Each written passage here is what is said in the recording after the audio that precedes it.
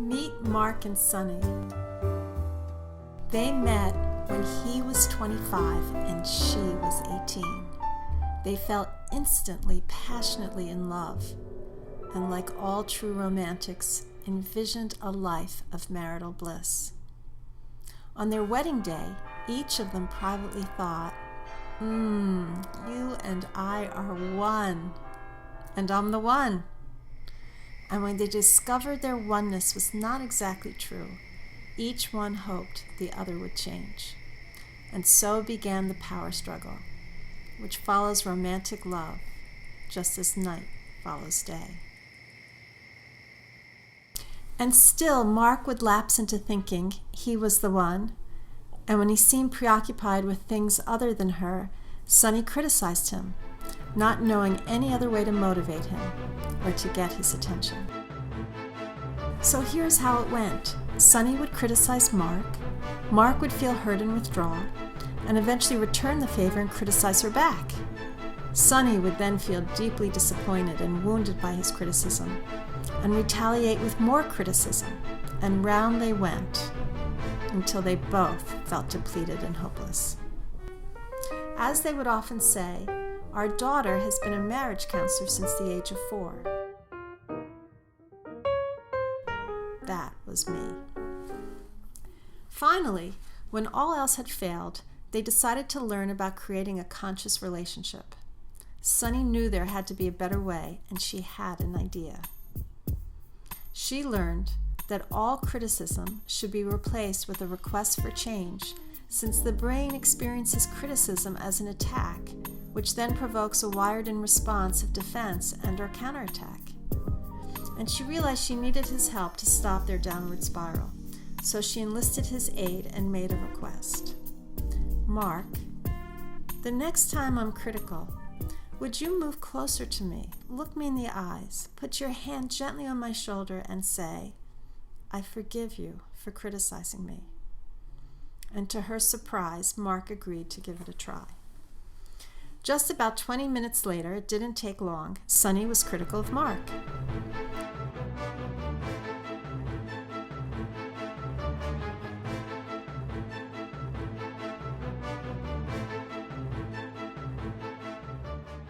And Mark was truly heroic. He cooperated with her request. And from a place inside of him he didn't quite recognize, he said to her with kindness, I forgive you for criticizing me. His willingness to reach out to her with kindness, despite her negativity, touched her deeply. Her negativity and tension dissolved, and she relaxed. As this scenario repeated itself time and again, they began to cooperate more with each other and trust began to build. They forged new, more harmonious ways of connecting. Over time, it wasn't always perfect or pretty, but they kept at it. Little successes gave them courage to tackle bigger issues. One day, I stopped by my parents' house and watched as my mother became annoyed at something my father did.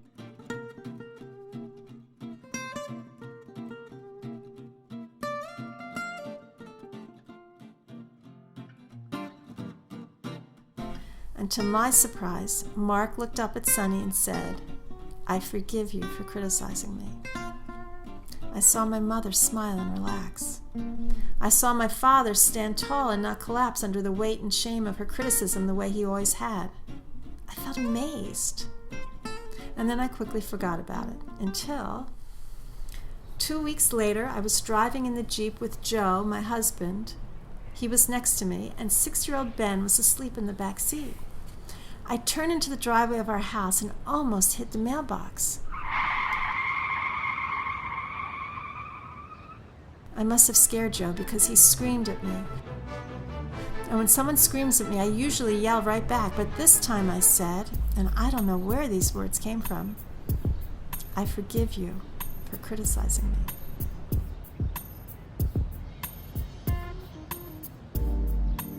And as I said those words, 6-year-old Ben pops up, and I see his cherubic face in the rearview mirror, and Ben says,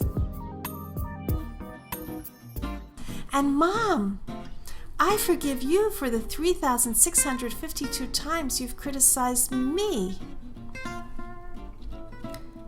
Joe and I looked at each other and we were speechless. Joe wondered where Ben had learned that number. I wondered what I was doing that he experienced as critical.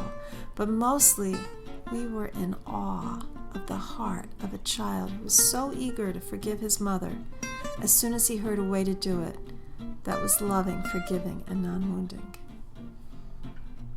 Consciousness is contagious. Love is irresistible. Acts of courage and kindness are never forgotten.